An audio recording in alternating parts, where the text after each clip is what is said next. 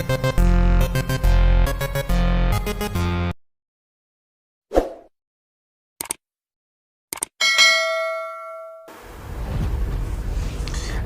साथियों, आज बात करते हैं मानसिक रोग की। मेरा ये वीडियो बनाने का एकमात्र उद्देश्य ये है कि आप लोगों में अपनी हस्तरेखा का ज्ञान शेयर कर सकूं और आप अपने बच्चों के हाथ देखकर उनकी मानसिक ताकत का मूल्यांकन कर सकें। यदि उनमें कोई खराबी है तो आप बिना समय गंवाए अपने बच्चों को डॉक्टर के पास इलाज के लिए ले जा सकें। बहुत से लोग छोटे बच्चों की असामान्य हरकत को नज़रअंदाज कर देते हैं और अगर शक होने पर घर के जो लोग हैं वो नज़र दोष भूत प्रेत का चक्कर मानकर इधर उधर जो है अपना समय व्यर्थ करते रहते हैं और सही दिशा में बच्चों को ना ले जाकर तंत्र मंत्र बाबा आदियों के चक्कर में पड़ के अपना अमूल्य समय को बर्बाद करते हैं। बहुत बार इन सब के चक्कर में कई बच्चों की जान पर आ जाती है। बेहतर होगा कि आप सभी इस वीडियो को ध्यान से देखें और चीज़ों को अच्छी तरह समझने का प्रयास करें। अगर आप चीज़ों को समझेंगे तो आप हो सकता है अपने ही घर के छोटे बच्चों को शुरू से ही देखकर एक अच्छा मार्गदर्शन उनको दे सकते हैं। एक अच्छी हृदय और मानसिक रेखा एक इंसान को समझदार बनाती है। वो कितना अच्छा और बुद्धिमान बनेगा ये उसकी रेखाओं की स्थितियों पर निर्भर करती है। यदि यह दोनों रेखाएं यानी हृदय व मस्तिष्क रेखाएं यदि सीधी हैं तो जातक बहुत प्रैक्टिकल होता है और यदि घुमावदार हो तो जातक बहुत भावुक होता है। एक स्वस्थ इंसान की पहचान होती है उसके नाखून लालिमालिए हों, थोड़े चंद्र बने हों और नाखूनों में किसी प्रकार की धारियां ना हो। मानसिक रूप से बीमार व्यक्तियों के नाखूनों के चंद्र बड़े होते हैं। यदि नाखून बहुत छोटे हैं तो आप कह सकते हैं कि आपका बच्चा या मानसिक रोगी गुस्से के दौरान आक्रामक हो जाता है। उंगलियां भी टेढ़ी मेढ़ी होती है, जातक चाह कर भी उंगलियों को सीधा नहीं कर पाता है।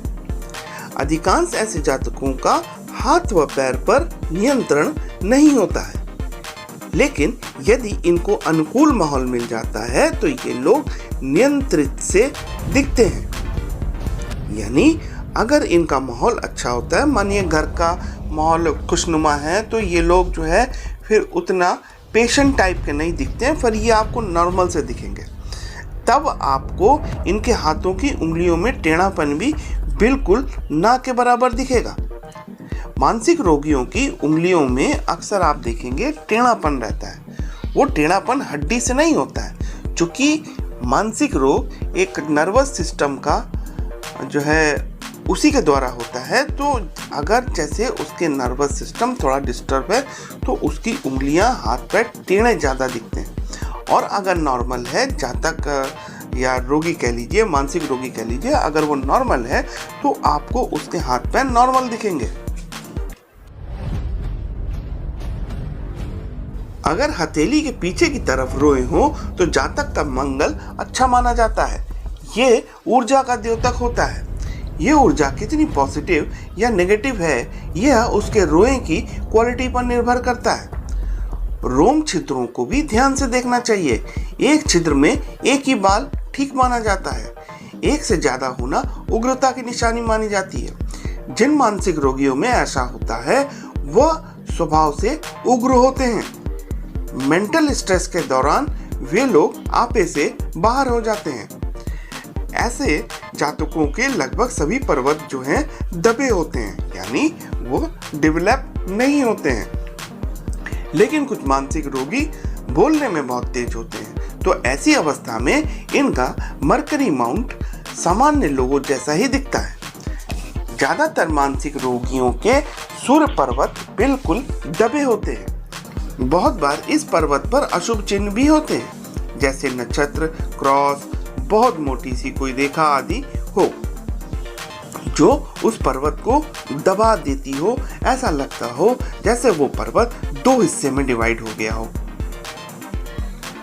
शनि का पर्वत भी ध्वस्त होता है, जो इस बात का द्योतक है कि जातक पूर्णतया निष्क्रिय है, यानी वो कुछ भी सोच विचार नहीं कर पाता है, बस बैठा बैठा शून्य को निहारता है, यानी वो कोई रचनात्मक कार्य नहीं कर सकता। बृहस्पति पर्वत भी दबा हो तो इसके कारण ये लोग किसी की बात को समझ नहीं पाते। इन नियमों को मैं बहुत इंपॉर्टेंस देता हूँ, वो इसलिए कि इन सूक्ष्म चीजों को देखकर मानसिक रोगी के लेवल को जान पाएंगे। इससे मानसिक रोगी के इलाज में बहुत मदद मिलती है। लेकिन ऐसे जातकों में जिनके बृहस्पति पर्वत थोड़ा बहुत भी होता है, वो थोड़ी बहुत चीजों को समझते हैं और सीखते भी हैं, और जिनका बिल्कुल खराब होता है वो शून्य के समान होते हैं। जिन मानसिक रोगियों का सूर्य पर्वत थोड़ा ठीक होता है, उनको इस बात का एहसास होता है कि वो किसके सामने खड़े हैं और उन्हें कौन सी बात करनी है, कौन सी बात नहीं करनी है। वो बाहर और घर वालों को अच्छे से पहचानते हैं, समझते हैं। यदि शनि पर्वत थोड़ा सा भी अच्छा है और शनि की उंगली भी ठीक हो, तो ऐसे मानसिक रोगी अपने घर वालों की थोड़ी बहुत रोजमर्रा के कामों में मदद करते हैं।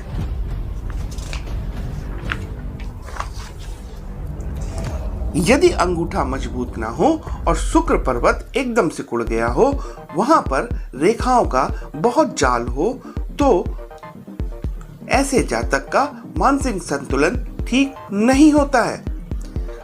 चंद्र पर्वत का बहुत ज्यादा विकास होना या दबा होना भी मानसिक रोगों के मुख्य लक्षणों में आता है। अगर चंद्र पर्वत पर बहुत सी रेखाओं का जाल बनता हो और कुछ मोटी रेखाएं हो जो चंद्र पर्वत को दबा देती हो, तब भी जातक मानसिक रोगियों की श्रेणी में आता है। सामान्य लोगों में ये चिन्ह मूड फ्लक्चुएशन देता है, यानी ऐसे जातक स्थिर मानसिकता के नहीं होते हैं। कई सामान्य लोग भी कभी कभी असामान्य हरकत करते हैं, लेकिन किसी को मानसिक रूप से विक्षिप्त करने से पहले आपको कम से कम 3 या 4 खराब लक्षणों को खोजना होगा। मेरे एक दोस्त का बच्चा अपने शुरुआती दौर में बिल्कुल ठीक था, यानी सामान्य बच्चों जैसा ही था, लेकिन 4 या 5 साल की उम्र से उसकी एक्टिविटीज सामान्य बच्चों से अलग होती चली गई। अब वो पहले जैसे चीजों को नहीं समझ पाता था। डॉक्टरी जांच से पता चला कि वो अब सामान्य बच्चा नहीं है। उसकी मानसिक प्रगति धीरे धीरे जो है खत्म होती जा रही है। अब आइए हाथ की मुख्य रेखाओं को देखते हैं और ये जानने का प्रयास करते हैं कि सामान्य लोगों से इन लोगों की रेखाएं कैसे अलग होती है। ध्यान से देखने पर आपको इन लोगों की आयु रेखा, मस्तिष्क रेखा और हृदय रेखा में बहुत कुछ अजीब सा दिखेगा। इन रेखाओं में छोटे छोटे दीप मिलेंगे जो बहुत ही खराब फल देते हैं। हो सकता है ये रेखाएं टूटी फूटी हों, असामान्य रूप से कई शाखाएं हों, रेखाएं धुंधली हों, बहुत ही ज्यादा मोटी हों, रेखाओं का रंग भी असामान्य हो, यानी बहुत ज्यादा काली हो। रेखाएं यदि अंत में असामान्य रूप से फट जाती हैं या छितर जाती हैं, तो ऐसे जातक का भी मानसिक संतुलन ठीक नहीं होता है। लहरदार रेखाएं भी खराब फल देती हैं। हृदय रेखा का असामान्य रूप से किसी पर्वत की ओर या मानसिक रेखा की ओर मुड़ जाना, हृदय रेखा का चंद्र पर्वत की ओर या मंगल के क्षेत्रों की ओर मुड़ जाना भी बहुत अशुभ संकेत है। मस्तिष्क रेखा का बहुत लंबा होकर चंद्र पर्वत के किनारे तक मुड़ जाए तो यह भी अशुभ संकेत है, लेकिन ध्यान से देखना होगा क्योंकि ऐसी रेखा इंट्यूशन पावर भी देती है। इसके लिए आपको अन्य खराब चिन्हों को बहुत गौर से ढूंढना और देखना होगा। यदि रेखा अस्पष्ट है, धुंधली है, बहुत ज्यादा टूटी फूटी है, तो आप कह सकते हैं कि जातक की मानसिक स्थिति ठीक नहीं है। ऐसी स्थिति में आपको मस्तिष्क व आयु रेखा के उद्गम स्थान को बारीकी से देखना होगा। यदि उस स्थान पर दीप, क्रॉस, नक्षत्र आदि हैं तो आप कह सकते हैं कि जातक बचपन से ही बुद्धि से कमजोर है। यदि रेखाओं में चेन बनते हैं और उनके दीप असामान्य रूप से बड़े हैं तो आप उसकी बुद्धि पर प्रश्न कर सकते हैं। मस्तिष्क रेखा बहुत जगहों से टूटी हो, लहरदार हो या असामान्य रूप से किसी अन्य क्षेत्र की ओर मुड़ जाती हो तो ऐसी रेखाएं जातक के खराब बुद्धि की परिचायक होती है। ये तो बात हो गई बचपन से ही जो लोग मानसिक विक्षिप्त होते हैं। ऐसे मानसिक रोगियों के पागलपन को अंग्रेजी में इनहेरिटेड मैडनेस कहते हैं। वह इसलिए क्योंकि ज्यादातर मानसिक रोगियों के परिवार में यह रोग वंशानुगत रोग होता है। अब बात करेंगे दूसरे तरीके के पागलपन की, जिसे अंग्रेजी में इवॉल्व्ड मैडनेस कहते हैं। बात करते हैं अन्य जातक की जो कानपुर के HBTI से ऑयल टेक्नोलॉजी में टॉप किया था। फिर ज्वाइन करने के ठीक पहले वो एकदम से उसकी मानसिक स्थिति बहुत डावाडोल सी हो गई, यानी वो एकदम से पागलों जैसा हरकत करने लगा। फिर 2 ही हफ्तों में पूर्ण रूप से पागल हो गया। ऐसे लोगों के मस्तिष्क रेखा को ध्यान से देखने पर पता चलेगा कि जिस आयु तक वो ठीक थे उस आयु तक उनकी मस्तिष्क रेखा एकदम सामान्य लोगों जैसी थी, यानी एकदम सही थी। उसके बाद की रेखा में आपको जो है बहुत गड़बड़ी मिलेगी, जैसे रेखा टूट जाए, धुंधली हो जाए, दब जाए, फैल जाए या अचानक मुड़ के चंद्र पर्वत की ओर समा जाए। बहुत बार ये रेखाएं जो हैं ऊपर की ओर चली जाती है, जैसे मरकरी के माउंट में घुस जाए, सूर्य के जो है माउंट में घुस जाए। मतलब आपको अगर असामान्य कोई भी चीज मस्तिष्क रेखा में दिख रही है तो आप समझ जाइए इस जातक का दिमाग जो है 100% अप टू डेट नहीं है। ऐसा ही आप पाएंगे कि बहुत से साइंटिस्ट, मैथमेटिशियंस अचानक से पागल हो जाते हैं। एक रिसर्च के अनुसार स्पेचुलेट और फिलोसॉफिकल हैंड में इस तरह के पागलपन के लक्षण अक्सर पाए जाते हैं। बहुत बार देखा गया है कि कोई भी व्यक्ति किसी भी काम में पागलपन की हद तक जुड़ जाए तो उसकी सफलता और असफलता उसको पागल कर देती है। ऐसे लोगों के हाथों में मस्तिष्क रेखा नीचे की ओर मुड़कर चंद्र पर्वत में समा जाती है। कोई बहुत बड़ा आघात लगने से या दुर्घटना से या किसी चोट की वजह से जो लोग पागल हो जाते हैं उनके हाथों में भी आपको ऐसी ही रेखाएं मिलेंगी। जो लोग ऐसे पागल हो जाते हैं उन लोगों का हाथ देखकर आप घटना का समय निकाल सकते हैं, यानी जब तक आपको मस्तिष्क रेखा और हृदय रेखा सामान्य दिखे और जब असामान्य दिखे उसके बीच का जो एरिया होगा वहां से आप आयु कैलकुलेट कर सकते हैं और जातक को बता सकते हैं कि इस उम्र में आपको ऐसी कुछ प्रॉब्लम हो सकती है, तो कृपया आप पहले से ध्यान रखें। तो आइए अभी तक हम लोगों ने जो भी समझा है उसको एक जातक के हाथ से समझने का प्रयास करते हैं जो वंशानुगत इस पीड़ा से पीड़ित है। सबसे पहले हम जातक के हथेली के पीछे भाग को देखेंगे। आप देख रहे हैं कि नाखून छोटे हैं और लालिमा बहुत कम है। छोटे नाखून ज्यादा गुस्से और कम लालिमा जो है खराब स्वास्थ्य को दिखाता है। जैसा कि मैंने बताया था ठीक उसी तरह यह जातक भी मेंटल स्ट्रेस के दौरान आपे से बाहर हो जाता है। नाखूनों में चंद्र एकदम नहीं है, हाथों में रोएं भी हैं और किसी किसी रोम छिद्र में 2 रोएं यानी बाल हैं। आपको उंगलियां भी टेढ़ी मेढ़ी दिख रही होंगी, लेकिन यह हाथ भी इसी जातक का है। ये तब की फोटो है जब जातक एकदम फेवरेबल माहौल में था। आप देखिए इस चित्र से कोई नहीं कह सकता कि जातक मानसिक रोग से पीड़ित है। इस समय जातक के परिवार में सभी लोग आए हुए हैं, इसीलिए जातक का मूड भी बिल्कुल फ्रेश है। सब लोगों को पास पाकर वो बहुत ही खुश है। तो शायद इसी वजह से उसका नर्वस सिस्टम भी ठीक है और हाथों में किसी भी प्रकार का टेढ़ापन आपको नहीं दिख रहा है। आइए अब इस जातक की हथेली का सूक्ष्म निरीक्षण करते हैं। सबसे पहले हम बायां हाथ देखेंगे।